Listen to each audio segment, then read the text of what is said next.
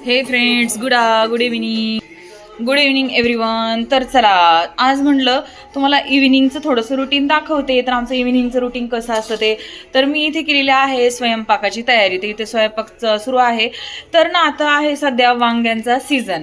तर आम्ही आता ना हे लसूण पहा, हा लसूण असा भाजून घेतला आहे आणि ते असे एवढे असे भरीत टाकलेले आहेत. मी वांगे असे भाजायला टाकलेले आहेत. तर तुम्ही म्हणताल की माझे मोस्टली व्हिडिओ वांग्याचे भरीत असतात, हे दुसरी भाजी वगैरे करतात का नाहीत? जे आपले व्हिडिओज पाहतात त्यांच्या मनामध्ये असा प्रश्न येईल म्हणून सांगते.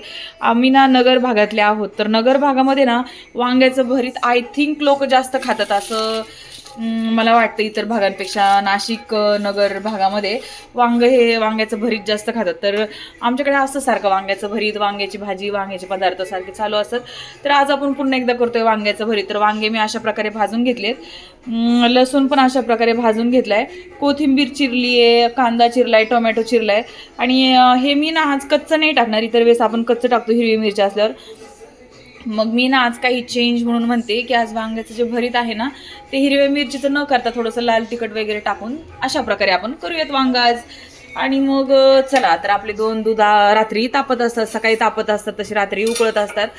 तर चला, तर मग आज आपण बघूयात वांग्याचं भरीत.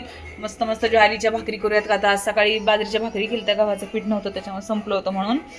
आणि मग आता टी व्हीला छान असे गाणे लावले, त्याचा आवाज मी जरा कमी करते जाऊन, आणि मग तुम्हाला पुढची रेसिपी दाखवते.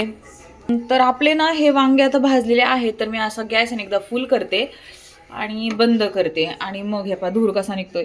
तर आपण ना आज वांग्याचं भरीत ना थोडेच वांगे आहेत म्हणून आपण ना हे ना मातीच्या भांड्यामध्ये करूयात. आणि मातीचं भांडं ना मी नेहमी ना श्रीगोंद्यावरून आणते. श्रीगोंदा आमचं तालुक्याचं ठिकाण आहे आणि आमच्या गावाच्या फार जवळ आहे श्रीगोंदा. तर तिथून आणते. मला तिथून मातीचे भांडे खूप छान मिळतात.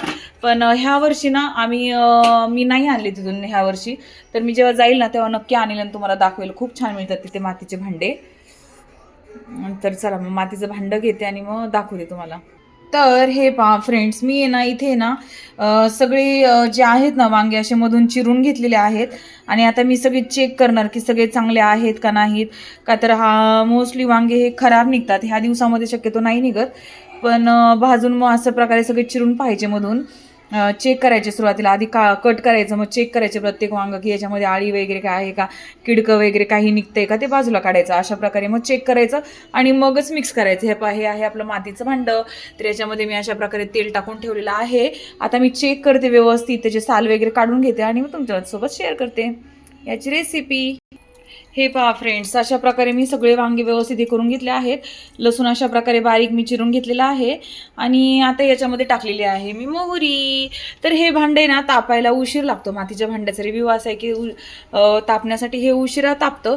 पण मात्र एकदा तापलं की लवकर मग थंड होत नाही. मग तुम्ही त्याच्यामध्ये किती पदार्थ कशाही प्रकारे करा, खूप सुंदर असे होतात आणि लागतात. आता हे भांडं काही मला एवढं छान नाही लागलं, जसे माझे नेहमीचे असतात तसे. पण एवढ्यात मी ना गावाकडे आमच्या केलीच नाही आहे, त्याच्यामुळे गेलतो. पण आम्ही त्या साईडला नाही गेलो, जिथून मी श्रीगोंद्यावरून जिथून भांडं आणते ना मातीचं, तिकडे नाही गेलो आम्ही. म्हणून मग आता इथूनच मी आणले, इथल्या नर्सरीतून. चालून घ्यायचं आता काय जाईपर्यंत. तर काही नाही, आमच्या आई म्हटल्यात की आता त्या जातील तेव्हा मग घेऊन येतील. तर आमच्या इथं श्रीगोंद्याला ना एक कुंभाराळी आहे श्रीगोंद्यामध्ये. तर तिथे ना हे भांडे खूप छान मिळतात अतिशय. आणि तिथे मोठं त्यांचं एक गोदाम आहे. आणि त्या गोदामात जाऊन आपल्या हाताने आपण ती भांडं सिलेक्ट करून घ्यायचं आपल्याला पाहिजे तसं. आणि काळं मातीचं भांडं, तवा खूप सुंदर मिळतात आणि खूप छान असे मिळतात ते भांडे. आणि ते थोडंसं महाग पण पडलं हे मला ना. ॲक्च्युली हे मला पडलं 100 रुपयाला एवढंसं भांडं. पण ठीक आहे, आता कामाला आलं त्याच्यामुळे काय हरकत नाही. आणि हो, तुम्हाला दाखवायचं राहिलं, आमच्या आईने केलेले आहेत गुलाबजामुन. हे परत ते तोपर्यंत आपण पाहून येऊयात. तर हे पहा, आमच्या आईने केलेले आहेत मस्त मस्त यम्मी असे गुलाबजामुन.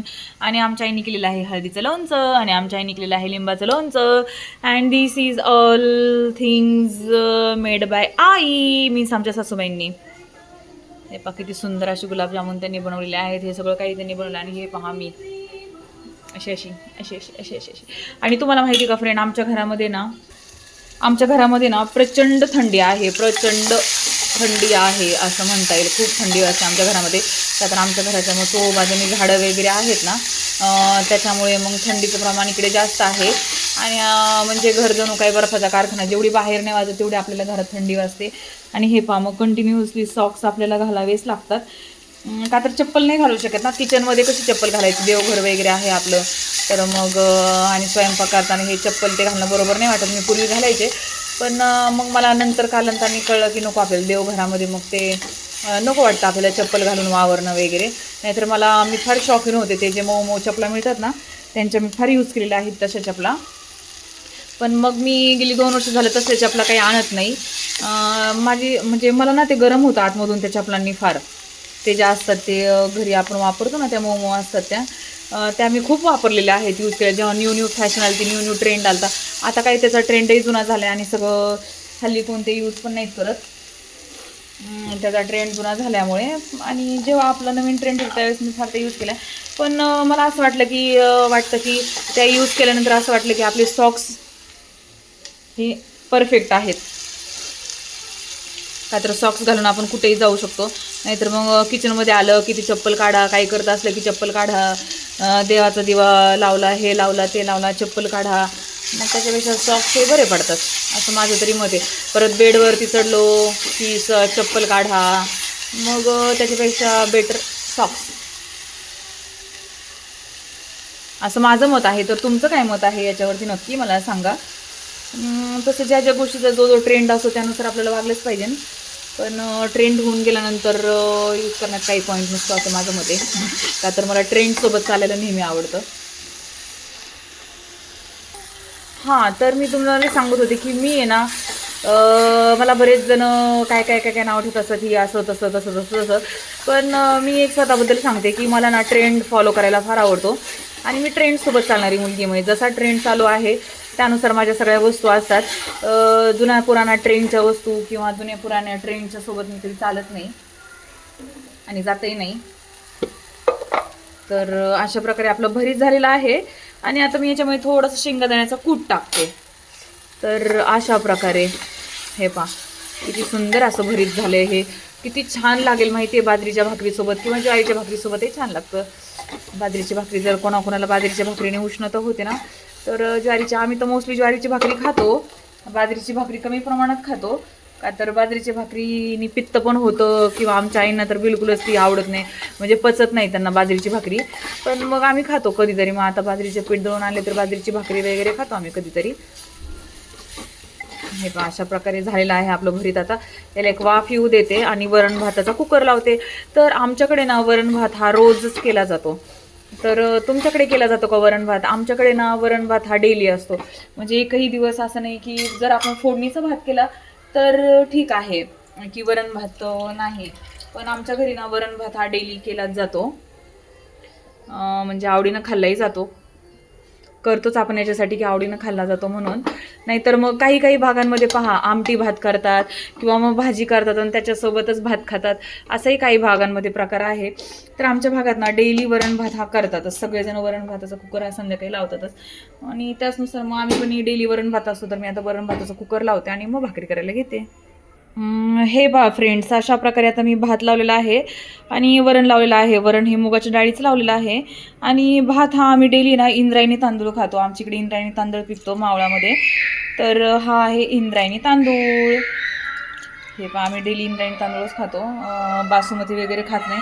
का तर बासुमती नाही आवडत आमच्या घरात कोणालाच, मग आम्ही इंद्रायणीच खातो.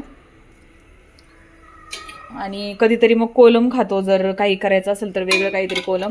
आम्ही बिर्याणीही कोलम तांदळाचीच करतो. बासुमती शक्यतो नाही आणत आणि खात नाही, आमच्या घरात कोणालाच नाही आवडत बासुमती तांदूळ. तो पण धुवून घेतो. तर मी तुम्हाला दाखवते की मी आज कशा प्रकारे वांग केलेलं आहे.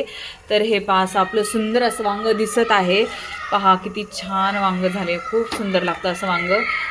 आणि हे मळक्यातल्या म्हणजे मातीच्या भांड्यातलं वांग आहे आणि खूप छान लागतं, टेस्ट खूप छान लागते. जर मी तुम्हाला टेस्ट देऊ शकत असते काश, खूप सुंदर लागते. ते वरण भाताचा कुकरही लावून घेतलेला आहे. आणि अशा प्रकारे आमच्या अन्वीनी नाईंनी आज भरपूर काय बनवलेलं आहे. तर चना बेसन पीठ भरून ठेवलेलं दिसत आहे.